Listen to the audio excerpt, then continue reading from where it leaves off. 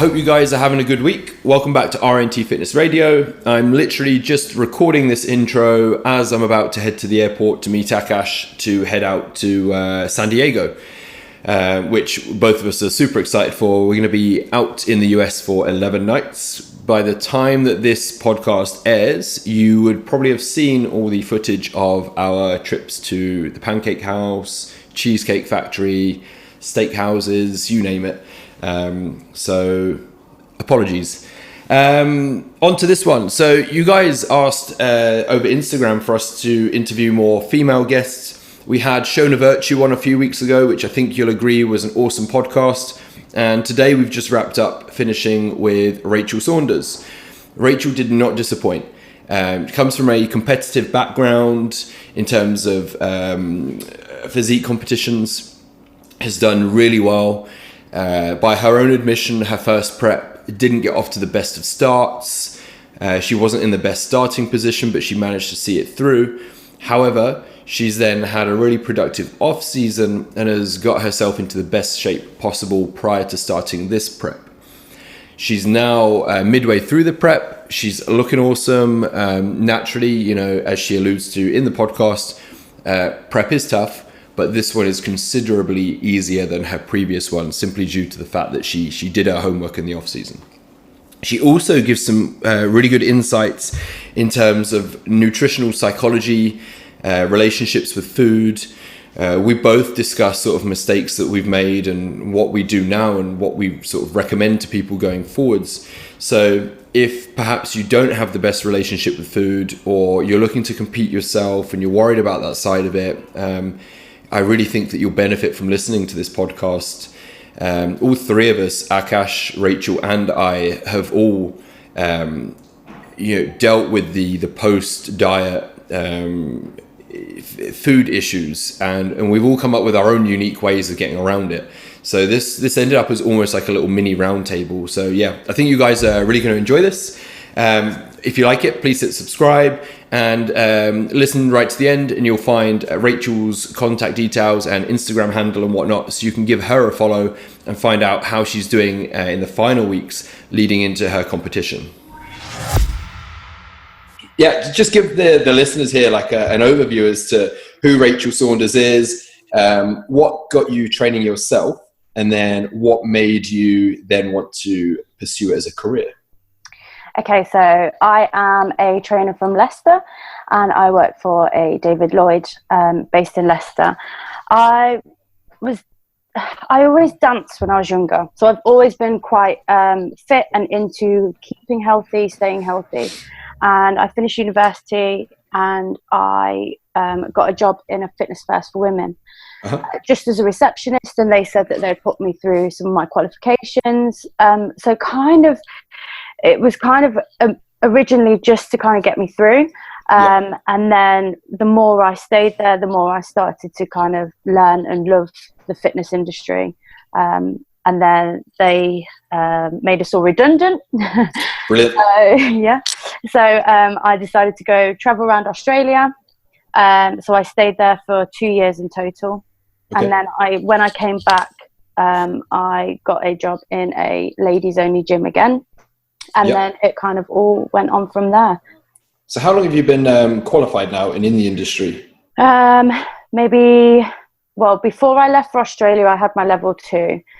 So when I came back, so maybe 4 years now, I've been working in gyms. Awesome. And who's your target clientele? Females predominantly. And I've, over the years, I've worked with younger population right up until the older population, and I find the most impact I can have on someone is those people that have really struggled and that have had ups and downs throughout their life, and that have tried diet after diet after diet, because there's so much confusion around it. That it gives me so much to kind of help them with and educate them on, that I find that is such a passion of mine, so that they finally start to understand that the reason why diets work and the reason why we should exercise like this. Awesome. What was the trigger for you competing. So there's one thing training. There's another thing standing in stage effectively in your underwear in front of hundreds of people being judged, right? What was the trigger for you? Okay, honestly, I went through a pretty bad breakup. And for me, at the time, I was very lost. I didn't really know what direction I was heading in. And someone just mentioned to me about, and I've always known in the back of my head that I would love to be able to get up on stage, but I never thought that I was capable of it. So I always kind of put that to the back of my mind. So then I was just looking for something really positive to focus on, something to kind of put all my energy into. And I just decided one day that I was going to go for it. I wanted to see what I could do. I wanted to challenge myself. And I kind of just said, right, I'm doing it. And then the next day I just started prep. So I don't think there's anything more all-consuming than a prep, right? You know, if you've just gone through a breakup and you need something to put your attention into. And I think so many females can relate to that. Like you know, you're at rock bottom. You're not really sure which way is what. And for me, it was just something so positive. I will always look back on my prep and think it saved me from a downward spiral of other stuff. So it was a really positive when we used to work in the city, Adam and I used to get a lot of clients, female clients, that would come to us just after a breakup, right? So it's a good outlet, I guess, for when you're in that transition phase in your life.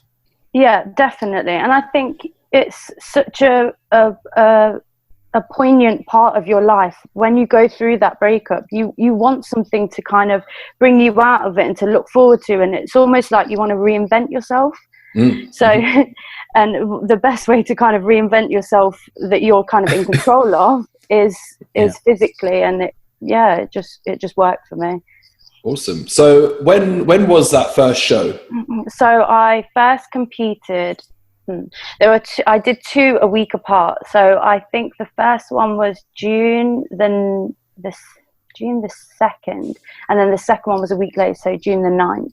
And I kept the first one really quiet. No one knew, because I was kind of... It's almost like a warm-up show type thing. And I was really quiet about it. People didn't know that I was going through peak week at the time. So, but yeah, I did them in a week apart.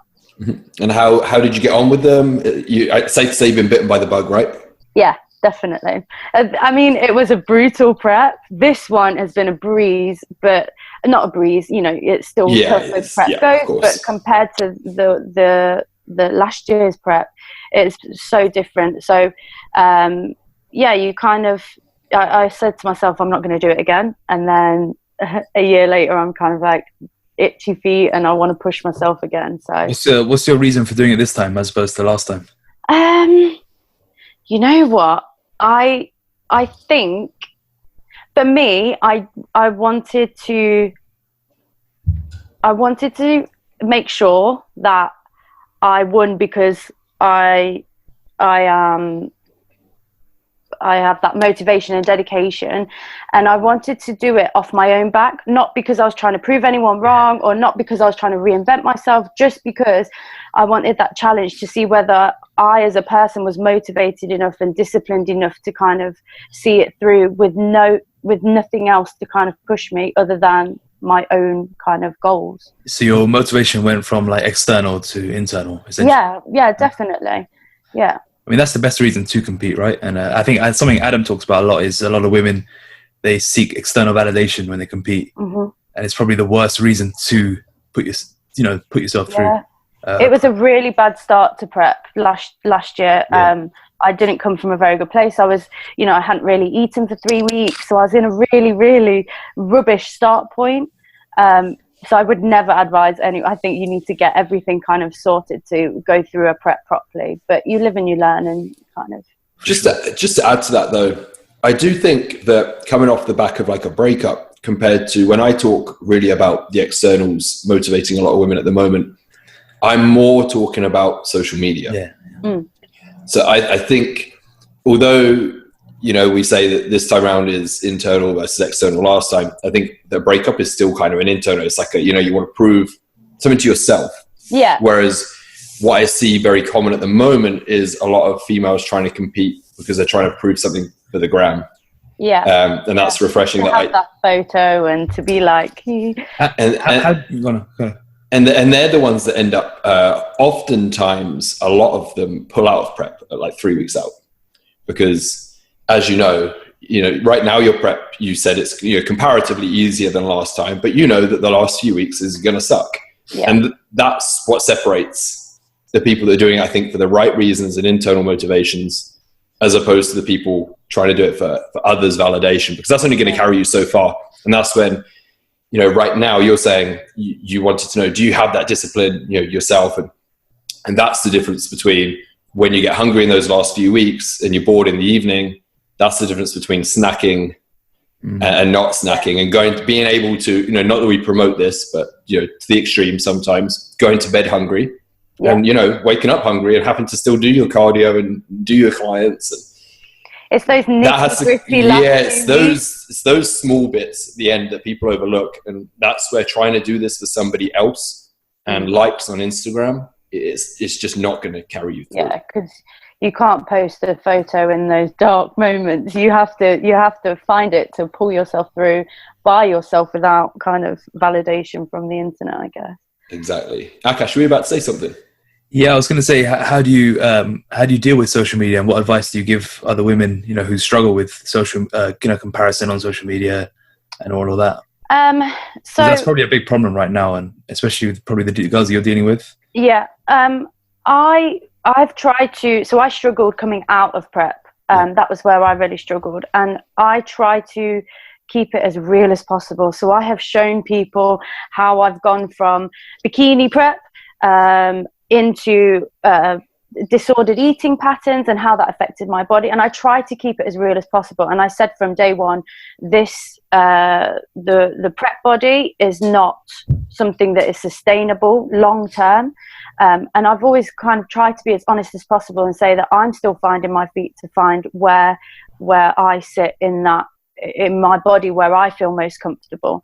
And I think so many females, they see so many competitors, and because it goes on for quite a long period of time as well, all a long season of it, people are constantly inundated with these girls in the bikini body, on stage looking ripped, and a lot of the time they think that they walk around like that, or that a bit of dieting and they'll be fine. And I think sometimes they underestimate actually how much work goes into that and how much sacrifice goes into that.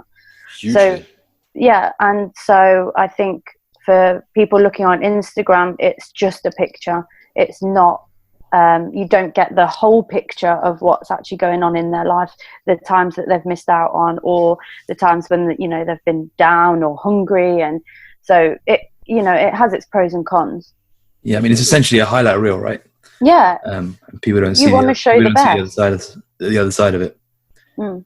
Yeah, I think people watching on social media, you've just nailed that perfectly. And then I think also from a competitor's point of view, and this is male and female, Akash, you went through this. I think our perception of then what is normal in terms of body fat gets massively distorted. Yeah. So if you remember, we were teaching that Manchester seminar. Yeah. And I just looked at you, didn't I? And I was like, dude, like, what the fuck? Like, you need to put on size.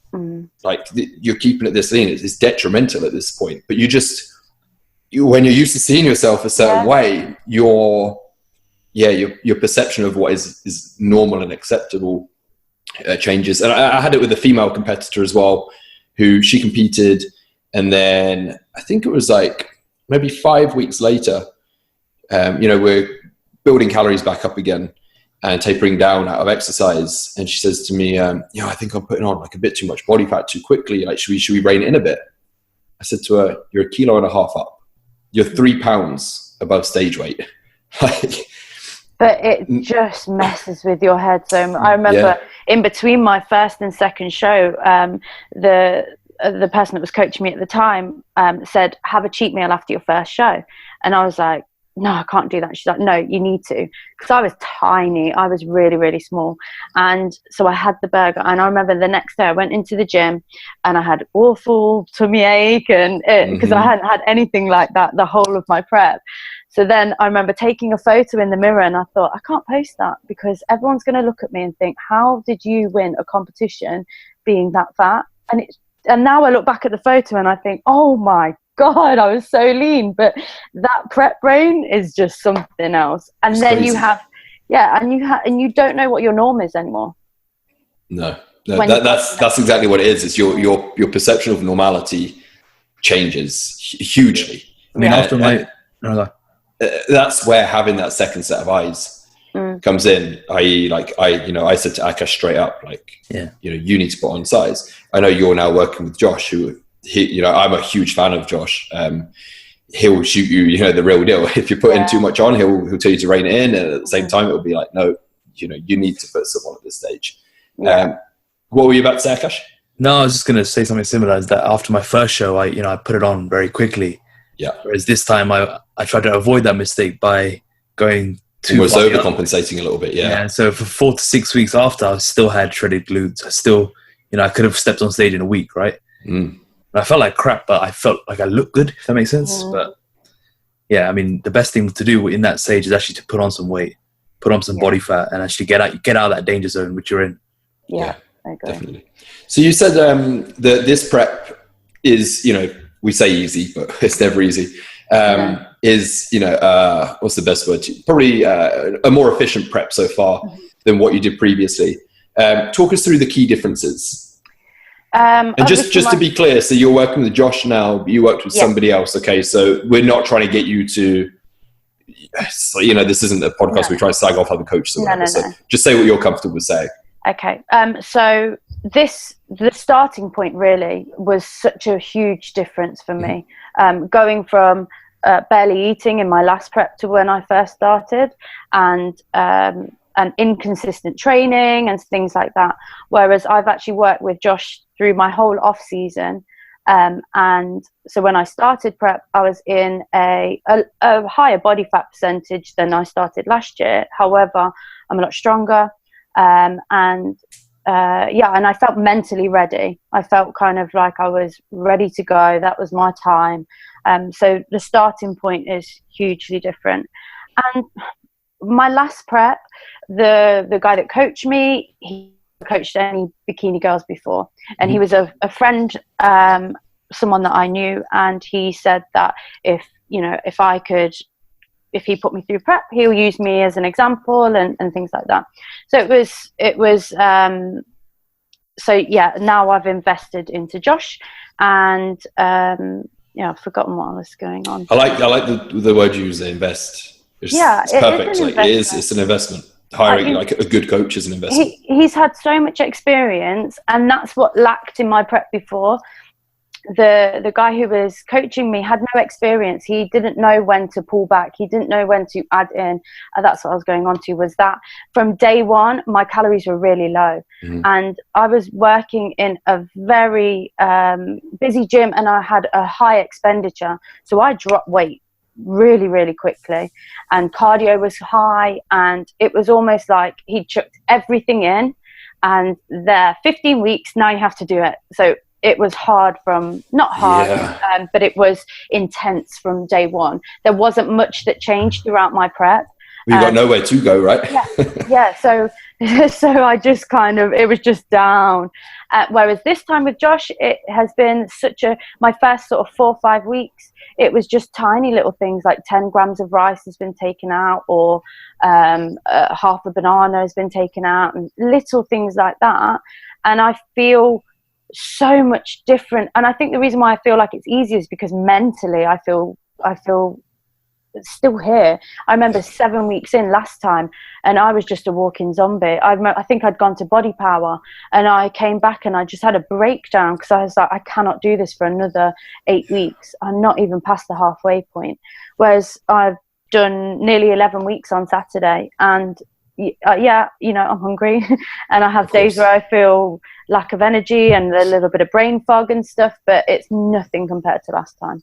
No, I'm just going to open up an email. I think this should work. I've never opened an email while on a call before. I got an email this morning from somebody. I'm not going to give names away or anything, but just to put it into perspective with what Rachel's saying, and just so you know, this isn't a one-off case. So I just had a completely random email, somebody I've never spoken to before. Hi, Adam. Hope it's okay to fire a question to you regarding competitive bikini prep. I follow you guys on Insta, blah, blah, blah, blah, blah. Anyway, get to it. However, my question is this. At 16 weeks out from the comp, I looked as per the pic I've attached. I was 57 kilos and the leanest I've ever been in my life. I was on 6 meals a day, which totaled 930 calories and 50 grams of carbs. 6 meals? Wow. 6 meals, 930 calories, 16 weeks out. I just wanted to ask, is this normal? Wow. So, you know, we're not making this up for people listening to this. Like what Rachel, you know, has gone through. I'm not slagging off your previous coach, but no. it's common. You know, people think they have to throw the kitchen sink at day one, and it just runs you into the ground. Yeah. Whereas the goal should be, you know, spend time, as Rachel has said, spend time in the off season, building calories up, building strength, make sure that mentally you're in a good place. And the goal when you start prep should be to have as much food as possible, as little activity as possible while losing body fat. Yeah. And then make gradual small adjustments. And then you pick up the pace, you know, as you get into the meat of prep, you know, things get harder. That's what I feel like now, that I have enough in me now to kind of push really hard in these last sort of 6-7 weeks. Exactly. The end is in sight as well. Now, you know, you get to that point where you hit like 6 weeks out and it's like, okay, that's 42 days. Yeah. Like, I can do this. Yeah. And then you can ramp it up. How quickly it's gone by. And that's another point. Training took such a nosedive when I was in my last prep. I remember I was hip thrusting like 40 kilos and I was exhausted. Mm-hmm. And now it's not in this current cycle, but I was hip thrusting I was 2 weeks into this prep and I was kind of hip thrusting 180. So the difference. 180? 180? Yeah. Fuck. Yeah. So the difference in strength, which is down to not having my calories slashed from day one. So I still have the energy to train in the beginning. I still have it now, really. But and the off season, I'd built those numbers up. I'd kind of worked really hard in the off season. Mm-hmm. What's give us like a rundown of a typical day for you in terms of how's your training structured, how's your cardio structured, and just give us like a rough sort of meal plan idea. Okay. So it is split into push, pull, legs, rest. So I have a 4-day rotation. And push and pull are the same meal plan. Legs is slightly different, and then rest is just a little bit lower than all three, not put together. But so training, I have 2 different rotations. So I have like push 1, push 2, pull 1, pull 2. So that keeps it fresh as well, having, you know, different push and pull. So you're training 4 days a week, did you say, or 6 days? So I train, so it just goes push, pull, legs, rest, push, pull. Okay, legs. 3 on, 1 off. And then, yeah. Okay, got it. And sorry, it's push and pull upper body only? Yes. Yeah. Okay. So you're doing like chest, shoulders, triceps, back and biceps, and then legs. Okay. Yeah. Yeah. And then and cardio has just increased over the week. So now I'm up to an hour a day, which can be split into 30-30. Although for some reason 40-20 has been really working for me at the minute. So that's pretty much what I do with clients. I tend to cap most of my clients at like 40 minutes. Yeah. And then I'll get them to do a second session of, you know, then 10 minutes, 15 minutes, 20 minutes. Because I think once you get going with your cardio, it's that first mental thing of, oh my God, I've got an hour to get through. Whereas if I just say, do you know what, just do half an hour, you can do the other half an hour later. I get to half an hour and think, I'll just make it even easier later on. So I'll do 40 minutes and I'm reading something, or I've got the music on or something. So that's a little bit better to kind of split it up, I guess. Do you track your steps, or do you just do cardio?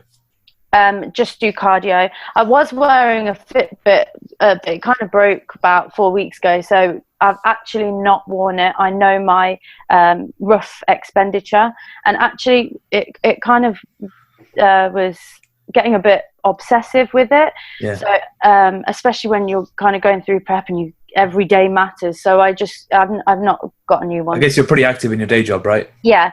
So I I have somewhere between 4 to 7 clients a day. Yeah. And then obviously my training and my cardio, and then, you know, general active stuff. Yeah, it's amazing how much calories you burn through as a PT, right? Yeah. Crazy. I remember when I worked in London, on the gym floor, I was probably clocking up like 12, 13,000 easily every day. Now that I'm on the laptop, it's like, if I don't consciously get up and go for a walk, it's like 2,000. Yeah. I notice it on my Sundays. I have to really kind of actively go out and do something on the side of training as well, just to make sure that I kind of try and keep that level of expenditure. Definitely. So let's talk a little bit about like the psychology side of it. As we know, like eating disorders, we do hear about them. I heard a lot about it sort of last year, this year, not so much. But they are quite common, like especially amongst competitors post-show. And you said that, you touched it, you went through a period of it. What do you think are the biggest causes of it?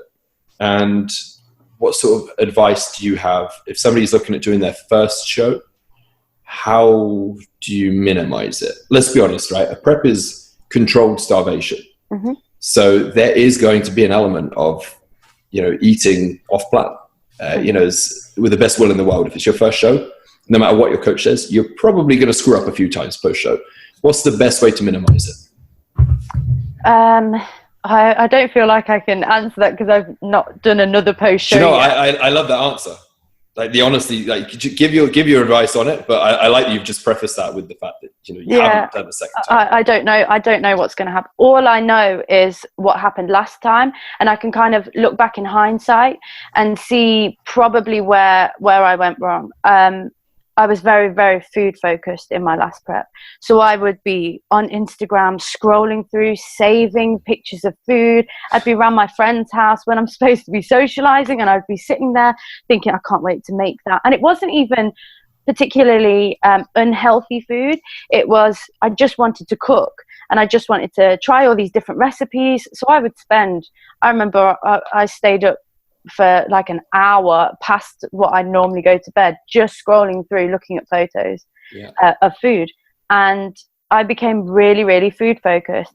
I would think about what I was going to eat for my first meal.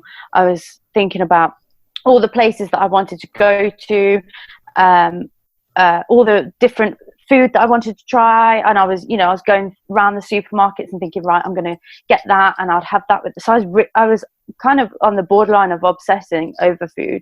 And I think it's really, really easy when you focus so much on what you can't have. And I think that goes into general clients as well. When you really kind of focus on all the foods that you think you can't have, your mind completely takes over, and you can't stop thinking about it. So that's the big difference this time. I'm not food focused at all this time. People ask me all the time, what are you going to eat after your show? And I've not even thought about it. It's not a big deal to me. And it's hugely different. And I think when you're prepping for a competition, accepting that you're going to be hungry and that it's a choice to be hungry, you have that choice. If it's that bad, then you have the choice to come out of it. So I have to remind myself of that when you get to those kind of dark times when you think, I'm not sure if I can get through this, but it's a choice at the end of the day. So I'd say the main thing is that food focus through prep. Try and stay away from that as much as possible. And this time I've been focusing a lot more on my business and kind of building that up. That before I know it, 2-3 hours have gone by, and I've been on my laptop writing or emailing or doing plans and stuff, and all of a sudden I think, oh, I've not eaten. Or I'll have 3 clients back to back, and then I'll think, oh God, I've still got 2-3 meals left to eat, and it's a good place to 7:30 be. at night. Yeah. So, and that's a good thing, right? When you've still got like 2-3 meals left. Yeah, it's like finding a fiver down the back of the sofa. Yeah. And then you just think, God, I'm gonna have a feast. So and from coming out of my last show, I really wanted to learn about eating disorders as well. So I've read a couple of books. So The Hungry Brain is a really good book, and Brain Over Binge, that really helped me. So they were two, and it's not just about binge eating; it's about any kind of eating disorders. more the kind of psychology around it, rather than just stop eating it, you're going to be like that forever kind of thing. It's more the way to look at it and the way to change your opinion. So what was the biggest takeaway you took from one of the books that's helped for yourself? So the Brain Over Binge, she talks about how she had various eating disorders as she grew up, and all the help that was out there. She went to a lot of therapists and things like that, and her main thing was that they tried to say to her that it was external factors that were causing her to binge. So it was because she was unhappy in this area of her life, or it was because of and she was kind of masking it. And actually, when she broke it down into the kind of the psychology, it started as from a diet. That's usually you're trying to restrict calories, and then it just became a habit.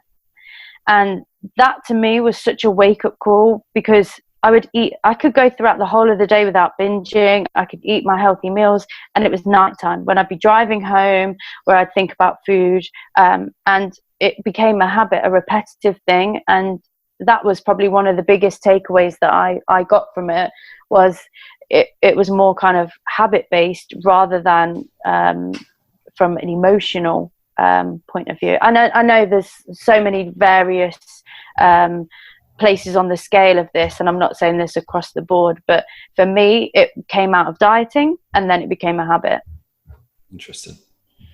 Yeah, I've been saying to Akash, haven't I, for about a year now. I said that the next course that I'll do will be a nutritional psychology. Yeah, it's course. So interesting. And the way that especially the Hungry Brain breaks it down about the connections between food and the mind, it is so interesting. I really want to kind of go into that a little bit more. Yeah, I'll have to read those. I've never read any direct books on it. I've only just gone through like my own experiences and then what I've done with other clients. But my 3 bits of advice, if people listen to this, the first one is do exactly what Rachel has said. Don't make food the big focus. One of the worst things you can do is build one of those bloody cheat cupboards. Mm-hmm. You know, every Sunday you're doing your prep shop and you add a pack of biscuits to the basket and then your cake and you stick it in this cupboard. Because what happens is post-show, you end up sat there by your fucking self eating it.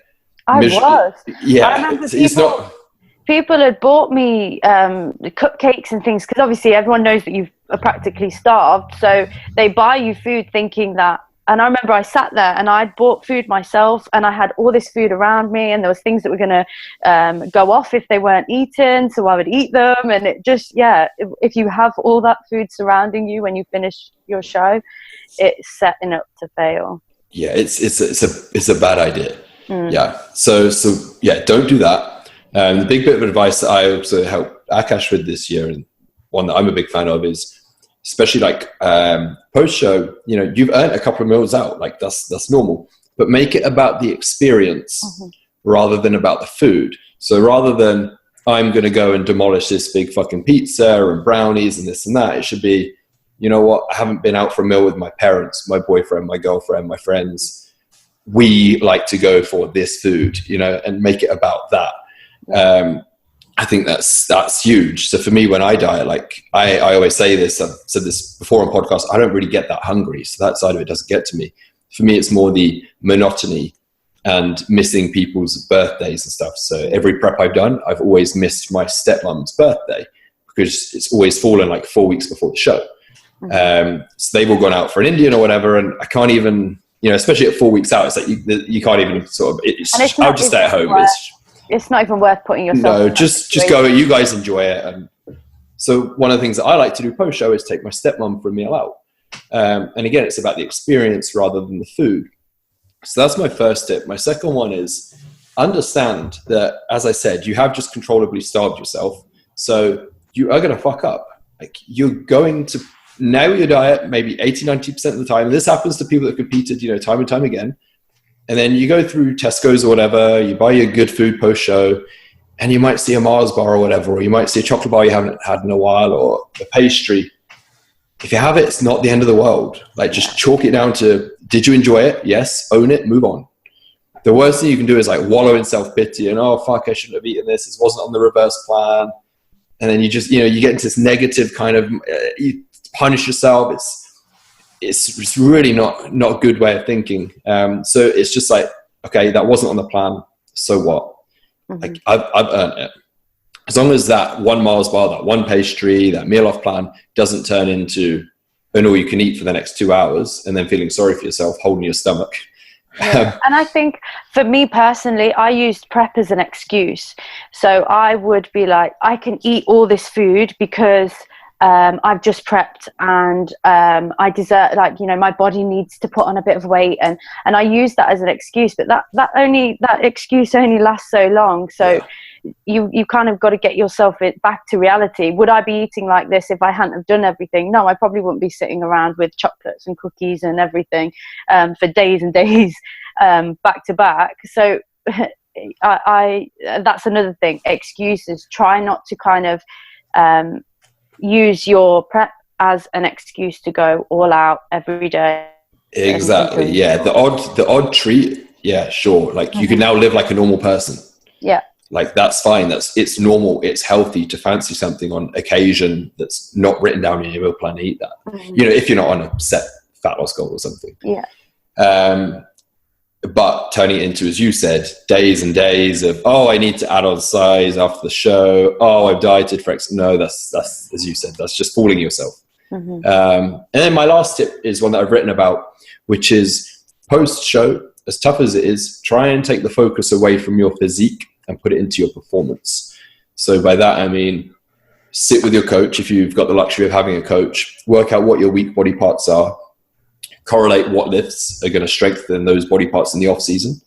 And then when you get into the gym, focus on watching those specific lifts go up so that you're not staring at yourself in the mirror daily. You're not doing that ab check, 2-3 times a day in the gym mirrors when nobody's looking. They're probably still there. Make it more about ticking off the boxes, get stronger in the gym, getting a love for training back. And by saying, right, okay, I'm going to add 15 kilos to my sumo deadlift this year. That's going to have huge carryover to your glutes, hamstrings, upper back, and so on the next time that you compete. So it's 2 birds with 1 stone. Just changing your focus and finding a new goal, because for 12, 15 weeks or whatever, your focus has been purely on the way you look. Yes. So then when you come out of that, having some sort of external goal, whether you want to achieve a certain lift or you want to run a certain amount, something external that takes away from just what you look like physically. Definitely. Akash, you got something to chip in on this one? Yeah, I was going to ask you what, not you. All right. I'll be quiet. I was going to ask what indicator lifts do you use in your off season to help bring up body parts? What focus do you have in your performance? Besides the hip thrust. Hip thrust, obviously. Squats. And so Akash is a bit of a geek with training numbers. You could say, as soon as you mentioned the hip thrust earlier, straight away I could see his eyes light up. So just give us some numbers with what you're lifting at the moment as well. So your squat, for example. So what at the moment now I'm in prep or? No, let's go off season. That's probably going to be more exciting for Akash. So I attempted, I think you saw the video. I did 200 kilo hip thrust, and that was the day before I started prep. And that was my goal. I was like, I'm going to hip thrust 200. It was messy. It wasn't the neatest, but it was something that I'd said to myself before I start prep, I want to get that 200 kilos off the ground. So I think I did like 6 reps for that. Blimey. And squat, I think in my off season, I got up to 105, maybe 100. See him raising his eyebrows. How many reps? Oh gosh, I think I got to 8, 3 sets of 8 at 100. Strong, that's for sure. And then I love the lat pull down. I don't know why. I just have a love for that. So that's 50 kilos at the moment, which is good still for me. So do you squat and hip thrust on your leg days? Yeah. So do you deadlift at all? Or no. any variation at all? In my off season, I did some sumo deadlifts and stuff. But when it comes to prep, for me, I have had a injury caused from deadlifting. I think I just hadn't worked the weight up properly, and I'd kind of gone into it. So mentally for me, it's more of a barrier, because I'm petrified that I'm going to injure myself, and then, you know, I've just gone through 10-12 weeks of prepping, and all of a sudden I can't train. And I was in a car accident over Christmas, so I didn't do anything for sort of 3 weeks and stayed away, and I had a bit of a dodgy back after that, so I stayed away from deadlifts and stuff. But apart from deadlifts, I love sumo deadlifts. They're kind of my go-to. And when you're doing sumo deadlifts, what day were you doing on? The leg day or pull day? Leg day. Okay, so everything was on leg day. Yeah. Leg day was always pretty intense, to be honest. Again, it was that love-hate. I knew what was coming. I remember I'd be driving to the gym and I'd get butterflies because I knew. And I'm not one to leave the gym and not feel like I've worked. So you kind of have to mentally prepare yourself to put everything in to that. Yeah, you get that. We used to get that when we would train together. Remember when we were doing the DC training in London? Yeah, the anxiety. And I'd be on the train on my way, and I'd get a message from Akash going like, "Fuck, we got the 50 rep pendulum today. I'm not looking forward to it." Shit. I think it's good, you know, on those days where you do get amped up, and as you say, the butterflies in the stomach. Like, you know, I did this last week, and now I've got to beat it. How the hell am I going to do that? Yeah, that's always now for me. Coming in through prep, it's more how can I just sustain it for as long as possible. So they're my indicators at the minute. Can I still hit the same amount of reps? Or what are you doing for hamstrings? So I do a lot of stiff leg work. Oh, so that's deadlifts, Sorry. Yeah. So I do barbell stiff leg deadlifts.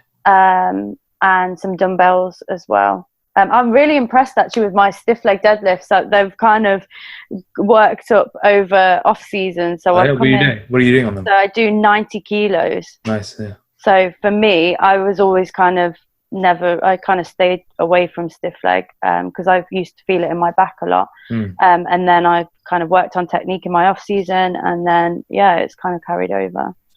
Pretty much using the same way as Adam on that. Oh, fuck off. I haven't actually done a Romanian or a stiff leg deadlift for a little while now. Anyway, moving on. So let's talk Gen Pop clients. How do you approach nutrition with them? So you're training, your target audience is sort of general population females. Yeah. Do you have like any key principles for, you know, we've spoke about sort of the competition side of things and the post-competition window. But that probably makes up maybe what do you reckon, Akash, like 5-10% of our listeners in reality? Yeah. Really, most of them are going to be general population, which are yours and I's target audience. So how do you approach nutrition with them for the most part? You macros, you a set meal plan sort of person, you know, habits? It varies. Good. It varies. Perfect. On their nutritional age, I guess. I know there's a training age. So some people will come to me already knowing and understanding that calories and tracking and MyFitnessPal, and other people have no idea. They've been on this diet and that diet, and they still think bread makes them fat. And so it's so individual. So in that initial consultation, I'll try and kind of see where they're coming from. And then from there, see what steps to implement. I think you kind of go through a scale. I think macro tracking and MyFitnessPal is quite advanced in a way.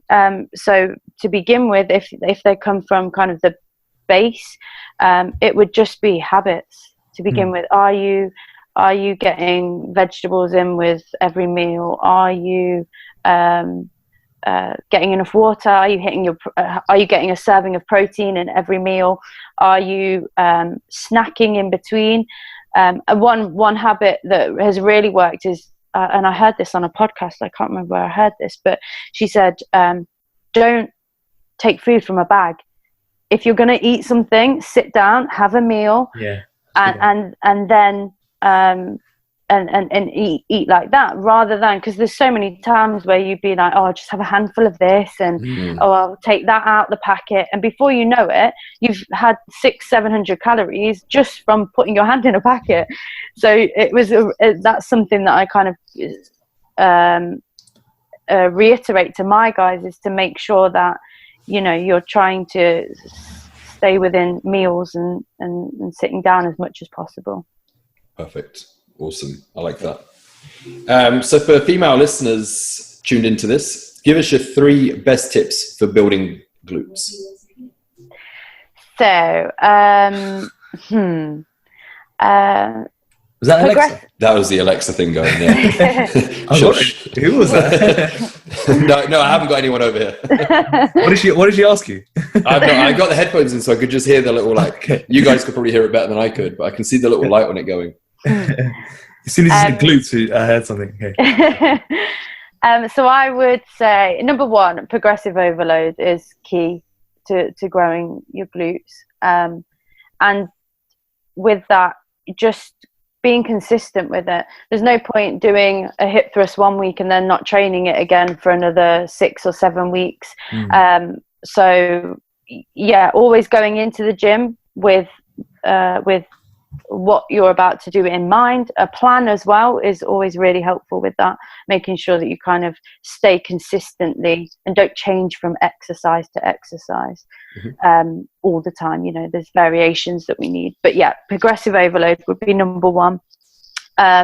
Number 2, exercise selection and roughly where you would put those as well. That, you know, you want to be doing the hard stuff first, and using all your energy for that, and then you can go into sort of the easier, less taxing exercises and lifts. Agreed. So progressive overload, what did I just say then? Exercise selection. Yeah. And eating enough.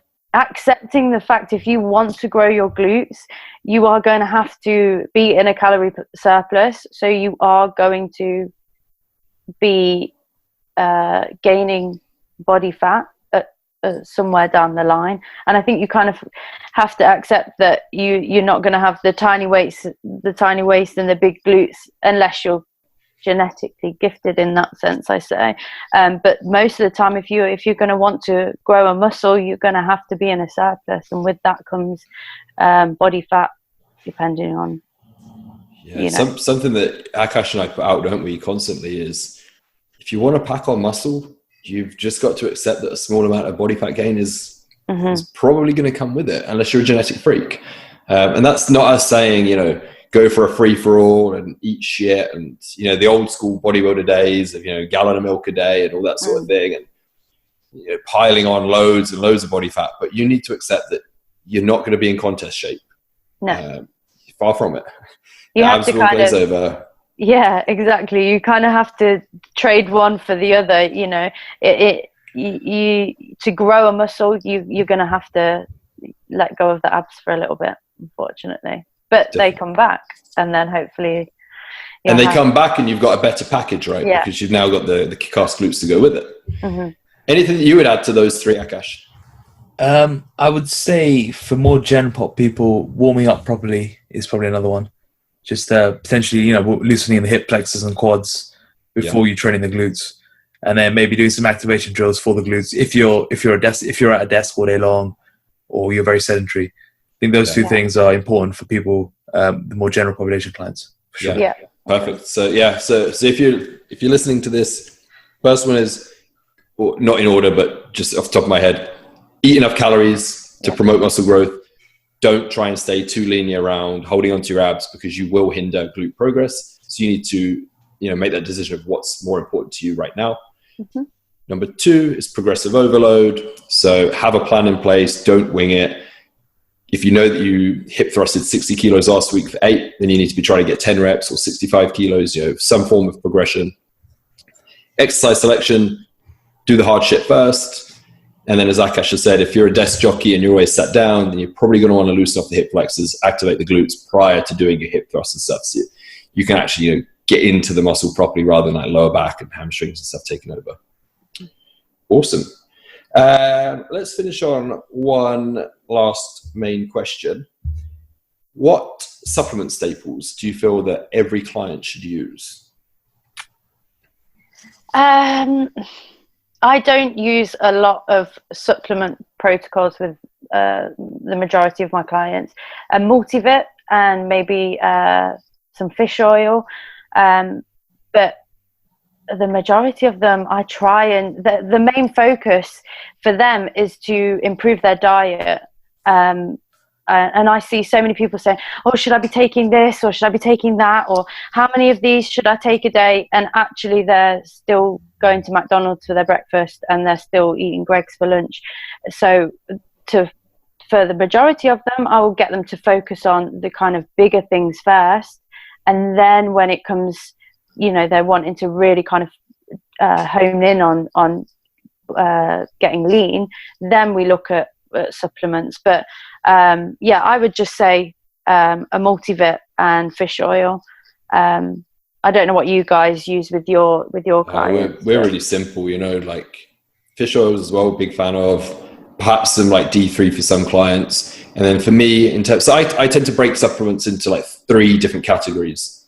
So one would be health, and that would be potentially omega-3s and maybe some D3.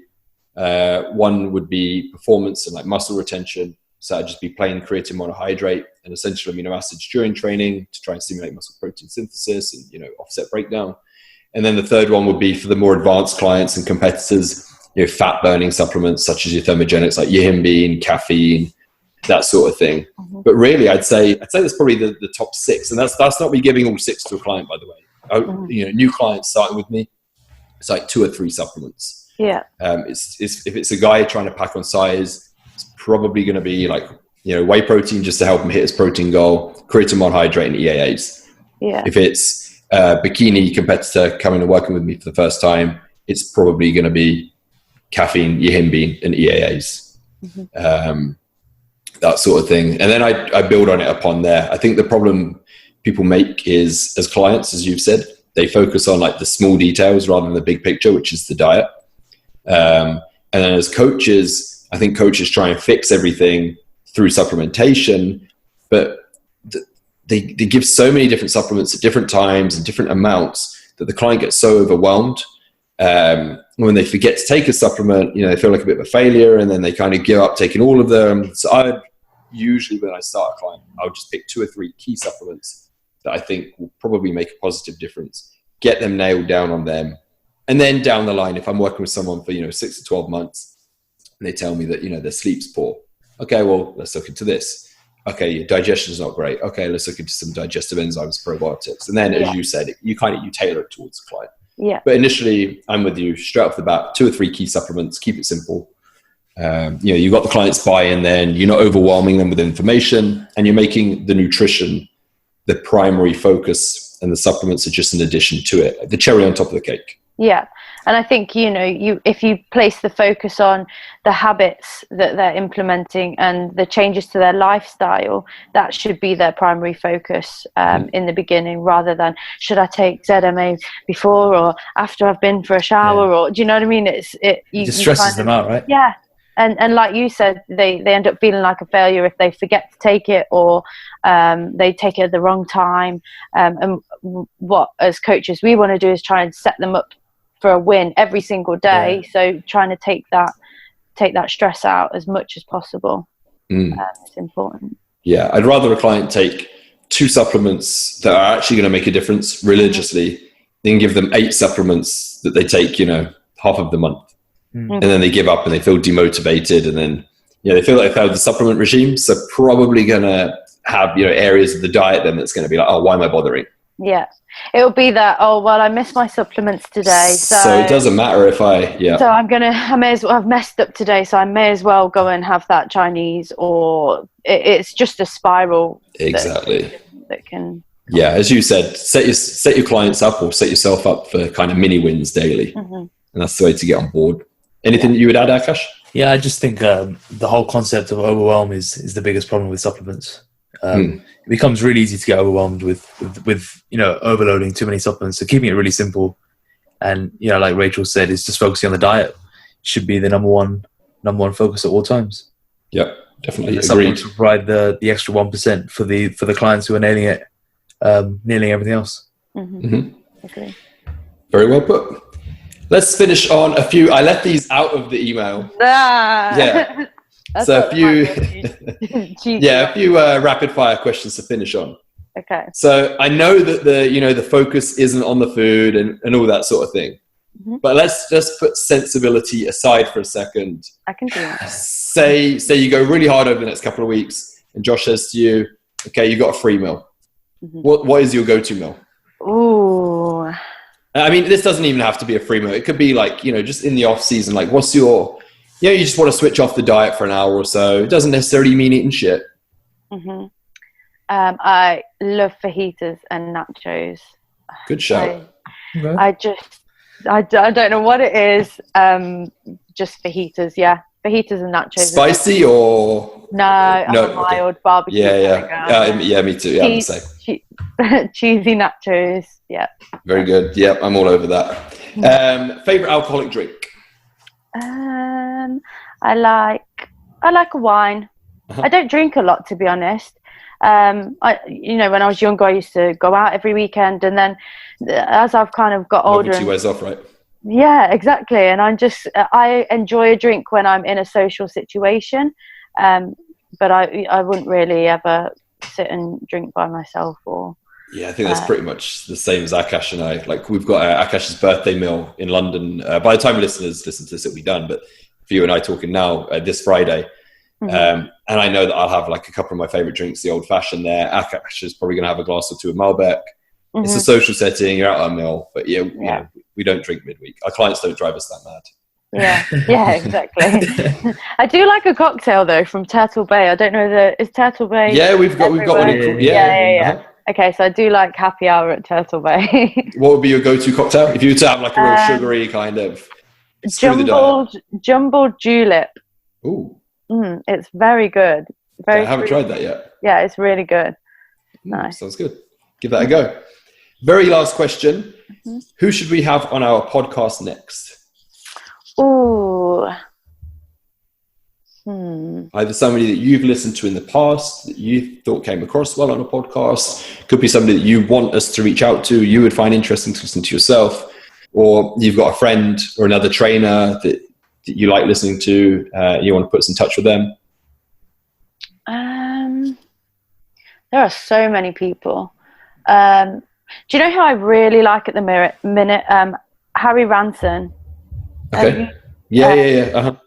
He does the whiteboard chats and stuff on his Instagram, and he's kind of very to the point, but in a sensible way as well. And he keeps everything so simple and tries to kind of take out all the bullshit. And just give you the facts that are there at the moment. So I really like him, and Josh would be great for. We've already had him actually. Have you? Yeah, he was like maybe the third podcast we did. Oh wow! I'm gonna have to go back. Yeah, this is before it was actually a podcast. It was like a little YouTube chat. Oh, cool. Yeah, go back and have a listen to it. It's quite a good one actually. Any females? So Amelia Thompson. Let me jot that one down. Amelia Thompson. Yep. She's doing some really good stuff at the minute, and there is someone else, but when you know people from their Instagram account. Let me just have a look who she is. Her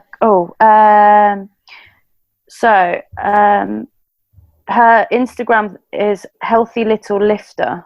Healthy Little Lifter. Perfect. And she does a lot of macro comparisons and sort of ways to eat the foods that you enjoy, but with a little less calories. And yeah, she's kind of cool. Awesome. Thank you for those.